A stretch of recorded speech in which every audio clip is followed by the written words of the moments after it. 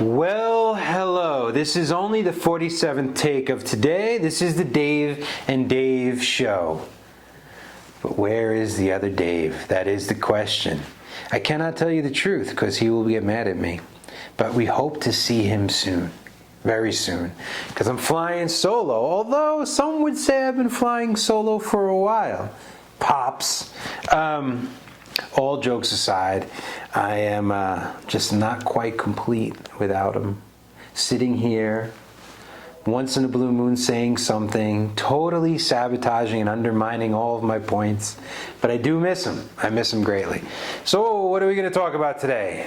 It is August 11th, my friends. We are in August, but we're going to be talking about July stats. One of my favorite things, one of the only things I miss about being the president of the association, which is now 5 years ago, 4 years, 5, whatever, 17, 18, 19, 20, 5 years ago, was the monthly stats.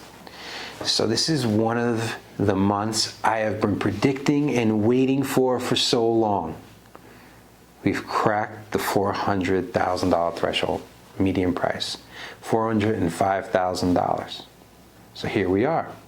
What the hell is next? What does it mean? Well, I'm going to give you both sides of the perspective because here is what you're going to hear. You're going to hear one side say that the world is ending. It's going to drop 50% and we're all going to die, like the Depression. That's what you're going to hear. Those are the naysayers. Okay? Then you're going to hear that we're going to go on another 10-year run of appreciation and sunshine and rainbows and unicorns and glitter. Now here's the thing, guys. Neither one of these people, these talking head type people, know what the hell they're talking about. They don't. Because no one can predict the future. They can only guess. And when you guess and you say it's going to rain, every single day you say it's going to rain, eventually it'll rain. But there'll be a lot of days, especially in Las Vegas, when you're outside holding an umbrella and it's sunny outside. So let's talk about what we can control. And what we can control is what is actually happening right now. And right now, we are in a beautiful time for both buyers and sellers. Now, am I trying to play the middle here? Absolutely not. Let me give it to you both ways. If you're a seller, you have seen a 22.7% increase in appreciation of your home year over year. July 2020 compared to July 2021, on average, the market has gone up almost 23%. That's astounding. This year alone, from January 1st, 2021 to July 30th, 2021, we're at like a 15.8% increase in appreciation.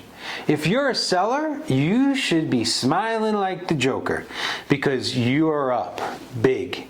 But if you're a seller who has been thinking about selling, now is the time to sell. Just like last month it was the time to sell, and the month before that was the time to sell. And you'd say to me, Dave, what are you talking about? If I would have sold 2 months ago, I'd lose 5% appreciation. Yeah, maybe. But you would have sold at the high at that point, and you would have bought at the high at that point as well. So as you wait, your house goes up, and the price of the house you're going to buy is going up. So it doesn't matter. But what you don't want to wait for is if and when the market changes. Could it peak? Could it plateau? We don't know. But we do know what's happening right now. And right now, 89.1% of all homes, including like the $10 million homes, all the way down to the $150,000 condos, 89.1% of them are in escrow within 30 days. So they're not sitting around. One of my signature moves in comments is put a ring on it, baby, if you like it, because it's gone. Now, it is loosening up a little bit. So you're going to be reading articles about how inventory is rising. But context matters, like it does in everything. Because inventory rising to 8,000 homes on the market is one thing. Inventory rising to 3,400 houses on the market is a completely different thing, which is exactly where we are. At one point, we were down to less than 2,000 single-family homes. Now we're up to like 3,400 single-family homes available, which is a beautiful thing. But it's still less than 1 month inventory. 1 month. Even if we had 8,000 houses listed, which we're nowhere near, if we're selling 4,000 houses a home, that's still only a 2-month inventory. Even to be considered normal, we got to be looking at a 4-month inventory. So you'd have to see like 10, 12, 14,000 homes on the market to be in an even remotely normal, stable market. We're not close to being there. So you say, Dave, so it's great for sellers. Listen, why is it great for buyers too? Because the whole reason why sellers have so much appreciation is because interest rates are so low that so many people want to buy. So one doesn't exist without the other. So if you're a buyer, the reason why everyone's buying homes is because the financially literate and intelligent say, I'm never going to see these rates again. So therefore, I am going to buy now. So is it possible to be in a can't-lose situation if you're a buyer or seller? I believe you're in a can't-lose situation regardless of what the market is. Even if we one day hit a down market, which let me save you the suspense, we will hit that one day. It's still going to be so much opportunity for both buyers and sellers in that market. So know your numbers. It's good to know the nuance and the distinction of where we're at. But realize it doesn't really matter at all. As long as you play this game of chess, this financial real estate game correctly. And that's leveraging when the time's right to leverage. Buying intelligently, selling intelligently. So, it was an amazing month. 405,000 median.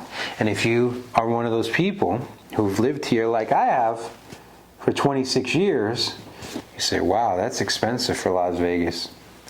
The Summit, if you guys know about this, the most expensive real estate in Las Vegas, just sold 4 lots for $36 million. That's what's going on in this market. That's real money. That's real city money. There's also a house in there at $8 million for 4,000 square feet, $2,000 a foot. And Escaya, we're seeing those same numbers over in Green Valley. So we're a real city now. But compared, this is again where you have to take into account the whole picture, not just a little piece of it, the entire picture.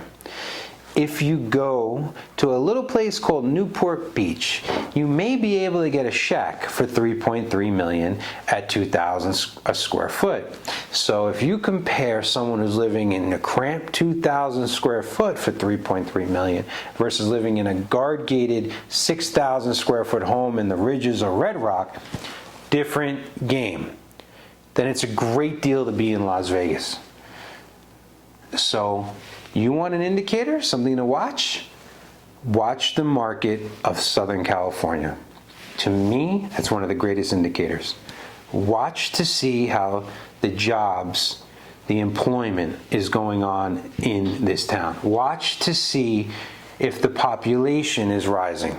All of these things, strong Southern California market, strong employment numbers, and strong population growth will be fine.